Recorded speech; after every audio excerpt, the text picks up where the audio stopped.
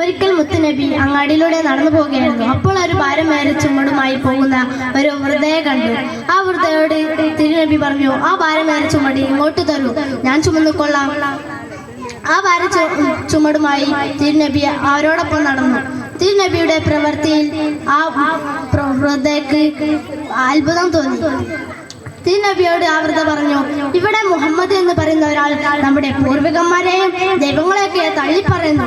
അവൻ ആളുകളെയൊക്കെ വഴിതെറ്റിപ്പിക്കുകയാണ്. മോനെ പോലുള്ള യുവാക്കൾ അവന്റെ പിടിയിൽ അകപ്പെടരുത്. തന്നെ കുറിച്ചാണ് പറയുന്നത് മനസ്സിലായിട്ടും തിരുനബി മറുപടി ഒന്നും പറഞ്ഞില്ല. ആ ഭാരമേറെ ചുമടി അവർക്ക് എത്തേണ്ട സ്ഥലത്ത് എത്തിച്ചു കൊടുത്തു. തിരിച്ചു പോകുന്ന സമയം ആ വൃദ്ധ തിരുനബിയോട് പേര് ചോദിച്ചു. തിരുനബി പറഞ്ഞു, താങ്കൾ നേരത്തെ സൂചിപ്പിച്ചിരുന്ന ആ മുഹമ്മദ് ഞാനാണ്. ഇത് കേട്ട് ആ വൃദ്ധ തിരുനബിയുടെ വിശ്വാസം സ്വീകരിച്ചു.